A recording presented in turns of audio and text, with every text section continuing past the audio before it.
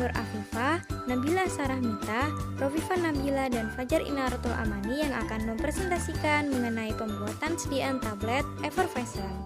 Simak baik-baik ya. Di sini saya akan menjelaskan terkait bahan-bahan yang kita gunakan dalam formula ini, baik dari bahan eksipien maupun bahan aktif serta alasan penggunaan bahan tersebut. Nah, yang pertama di sini adalah ibuprofen, yaitu sebagai zat aktif, kemudian ada sakarin sebagai pengisi dan juga pemanis, ada sumber asam, yaitu kita gunakan asam sitrat dan juga asam tartrat, kemudian sumber basah kita gunakan natrium bikarbonat, ada HPMC sebagai pengikat, kemudian ada mgstearat sebagai pelicin, dan yang terakhir adalah amilum solani sebagai desintegran. Kemudian alasan penggunaan bahan eksipien dalam formula ini. Yang pertama yaitu sakarin sebagai pengisi dan juga pemanis. Alasan penambahan sakarin yaitu untuk menutupi rasa tidak enak dari bahan aktif dan juga untuk meningkatkan atau memperoleh massa agar mencukupi jumlah massa campuran sehingga dapat dibuat tablet yang memiliki massa yang optimal. Yang kedua yaitu sumber asam yang sangat diperlukan untuk reaksi effervescent. Nah, yang kita gunakan yaitu asam sitrat dan juga asam tartrat. Asam sitrat sendiri bersifat sangat mudah larut dalam air dan juga bersifat higroskopis. Sedangkan asam tartrat juga merupakan sumber asam yang banyak digunakan dalam sediaan effervescent karena kelarutan yang sangat baik dalam air. Berdasarkan literatur jurnal, kombinasi antara asam sitrat dan juga asam tartrat sangat memberikan efek kelarutan yang baik dalam pembuatan sediaan tablet effervescent. Bahan eksipien selanjutnya yaitu sumber basah. Nah, pada formula kali ini kita menggunakan natrium bikarbonat karena natrium bikarbonat merupakan bahan yang sangat larut dalam air. Natrium bikarbonat juga menunjukkan efek menstabilkan ketika digunakan dalam tablet effervescent dikarenakan kemampuannya mengabsorpsi lembab. Hal ini dapat mencegah reaksi awal effervescent.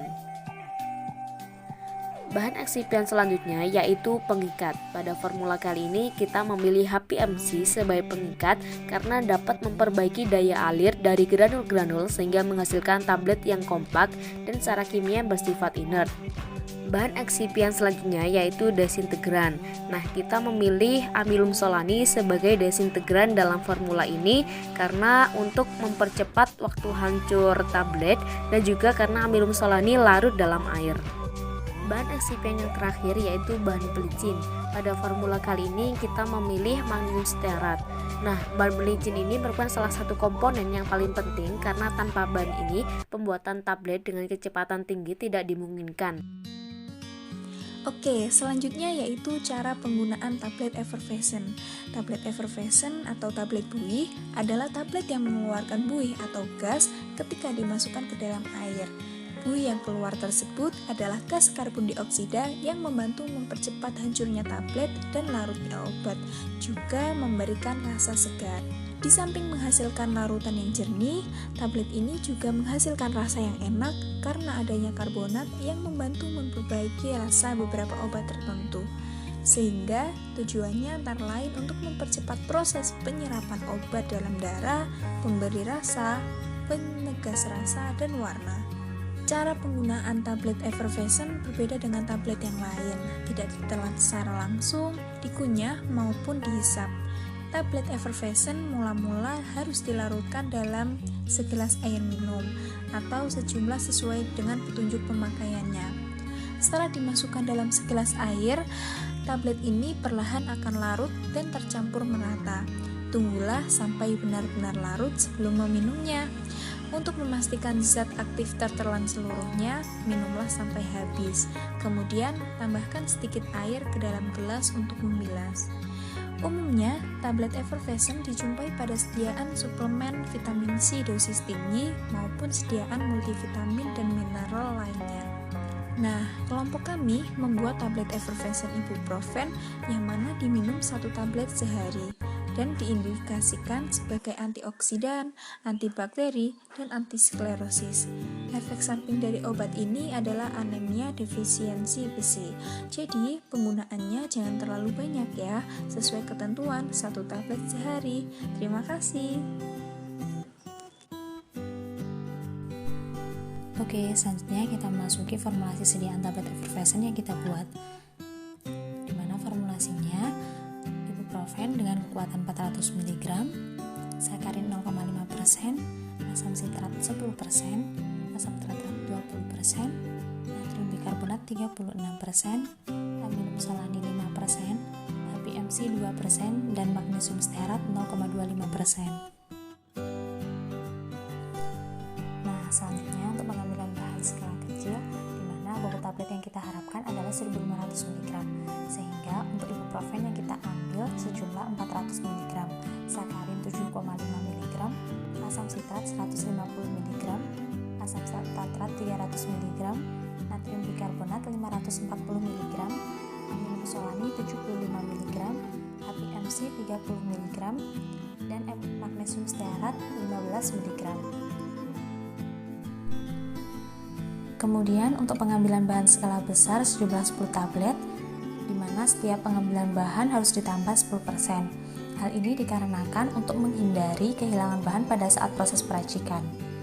Sehingga untuk ibuprofen yang kita ambil yakni sejumlah 4,4 gram, kemudian sakarin 82,5 mg, asam sitrat 1,65 mg, asam tartrat 3,3 gram, natrium bikarbonat 5,94 gram, amino solani 825 mg, HPMC 330 mg, kemudian magnesium stearat sejumlah 165 mg. Selanjutnya yaitu cara pembuatan. Nah, yang pertama ini disiapkan alat dan bahan yang akan digunakan.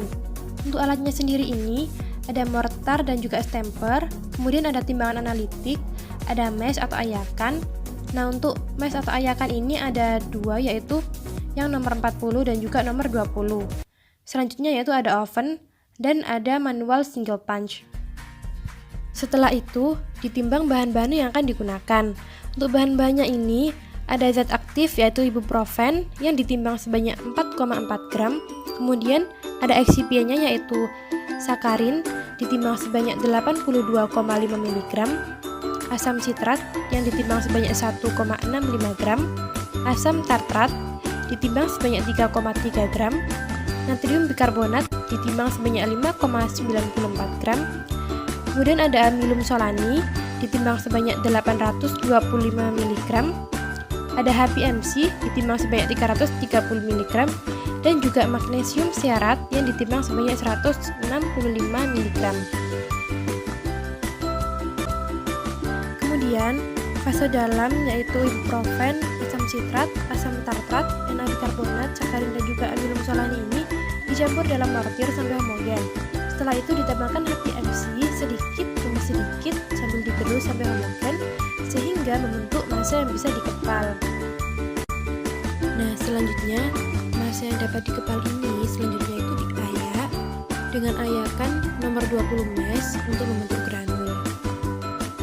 Langkah selanjutnya yaitu dikeringkan dalam suhu 60 derajat Celcius selama 5 jam dengan menggunakan oven. Setelah granul tersebut kering, maka selanjutnya itu dilakukan pengayakan lagi dengan menggunakan ayakan nomor 40 mesh. Selanjutnya yaitu dilakukan evaluasi granul. Uji evaluasi granul yang pertama yaitu uji kadar air. Uji kadar air dilakukan dengan cara granul basah ditimbang kemudian diukur menggunakan alat moisture balance. Syaratnya kurang dari 15%. Kemudian uji waktu alir. Granul dimasukkan ke dalam corong setinggi 2/3 tinggi corong. Penutup corong dibuka sehingga granul keluar dan ditampung pada bidang datar. Waktu alir granul dicatat. Kecepatan alir granul dianggap baik jika lebih besar dari 10 gram per detik. Selanjutnya yaitu uji sudut diam. Sudut diam merupakan suatu sudut tetap yang terjadi antara timbunan partikel bentuk kerucut dengan bidang horizontal apabila sejumlah serbuk dituang ke dalam alat pengukur. Penetapan sudut diam dilakukan dengan menggunakan corong yang bagian atas berdiameter 12 cm, diameter bawah 1 cm, dan tinggi 10 cm. Kemudian granul dimasukkan ke dalam corong, lalu dialirkan melalui ujung corong dan ditentukan besar sudut diamnya. Kemudian uji kompresibilitas. Alat yang digunakan yaitu tape density tester. Caranya, ditimbang 100 gram granul, lalu dimasukkan ke dalam gelas ukur dan dicatat volumenya. Kemudian granul dimampatkan sebanyak 500 kali ketukan dengan alat uji. Catat volume uji sebelum dimampatkan dan volume setelah dimampatkan dengan pengetukan 500 kali. Syaratnya, tidak lebih dari 20%. Selanjutnya yaitu uji waktu dispersi. Dilakukan dengan cara dimasukkan 100 ml air dingin dengan suhu 15 hingga 25 derajat Celcius ke dalam gelas beker 250 ml. Setelah itu dimasukkan 1 bungkus granul 5 gram ke dalam air tersebut.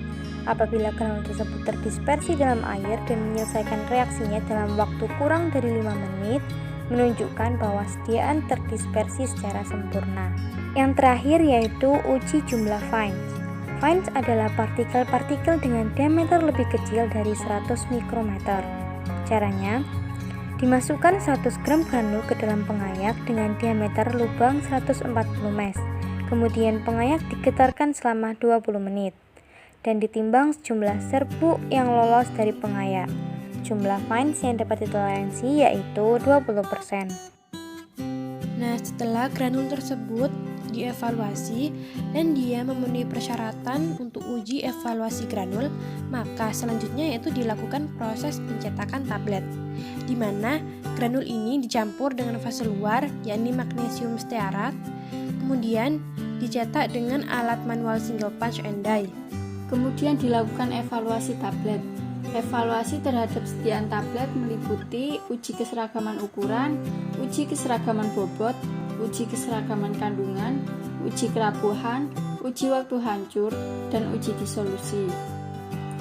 Kemudian uji keseragaman ukuran. Alat yang digunakan yaitu jangka sorong. Caranya, dipilih 20 tablet, diukur tebal dan diameter masing-masing tablet. Menurut Farmakope Indonesia 3, syarat keseragaman ukuran kecuali dinyatakan lain yaitu diameter tablet tidak lebih dari 3 kali dan tidak kurang dari 1/3 kali tebal tablet. Kemudian uji keseragaman bobot. Alat yang digunakan yaitu timbangan analitik. Caranya diambil 10 tablet dari formula, kemudian ditimbang bobotnya satu persatu. Dihitung bobot rata-rata untuk satu tablet. Setelah diperoleh nilai rata-rata, ditentukan penyimpangan kolom A dan B. Syaratnya tidak boleh lebih dari 2 tablet yang masing-masing bobotnya menyimpang dari bobot rata-ratanya lebih besar dari kolom A, dan tidak satu tablet pun yang bobotnya menyimpang dari bobot rata-ratanya lebih besar dari kolom B. Berikut adalah tabel penyimpangan bobot rata-rata dalam persen. Kemudian uji kadar zat aktif ibuprofen. Langkah pertama yaitu diambil 10 tablet dan digerus sampai menjadi serbuk. Ditimbang serbuk yang setara dengan 400 mg ibuprofen. Dilarutkan dalam larutan dapar fosfat 0,2 m dengan pH 7,2 dalam labu ukur 100 ml dan dikocok sampai homogen. Kemudian disaring. Hasil penyaringan pertama dibuang. Larutan dipipet sebanyak 1 ml dan dimasukkan ke labu ukur 10 ml. Kemudian ditambah larutan dapar fosfat 0,2 m dengan pH 7,2 sampai garis tanda. Kemudian dikocok sampai homogen. Kemudian uji kekerasan tablet. Alat yang digunakan yaitu hardness tester. Cara kerjanya yaitu sebuah tablet diletakkan tegak lurus di antara anvil dan punch. Kemudian tablet dijepit dengan cara memutar skrup pengatur sampai tanda lampu stop menyala. Kemudian knob ditekan sampai tablet pecah. Angka yang ditunjukkan jarum penunjuk skala dibaca. Percobaan ini dilakukan sampai 5 kali. Kemudian uji kerapuhan atau friabilitas. Alat yang digunakan yaitu friability tester. Caranya ditimbang 20 tablet, dicatat beratnya, kemudian dimasukkan ke dalam alat dan alat dijalankan selama 4 menit atau 100 kali putaran. Kemudian uji waktu hancur. Alat yang digunakan yaitu disintegration tester. Caranya dengan memasukkan 1 tablet effervescent pada masing-masing tabung dari keranjang, kemudian dimasukkan cakram pada tiap-tiap tabung dan alat dijalankan. Kemudian uji disolusi. Uji disolusi merupakan parameter yang menunjukkan kecepatan pelarutan obat dari tablet. Alat yang digunakan yaitu dissolution tester tipe 2. Uji disolusi dilakukan dengan menggunakan media disolusi yang terbuat dari buffer fosfat dengan pH 6,8 pada suhu 37 derajat Celcius dan 50 rpm. Sekian dari presentasi yang dapat kami sampaikan, kurang dan lebihnya mohon maaf. Wassalamualaikum warahmatullahi wabarakatuh. Terima kasih.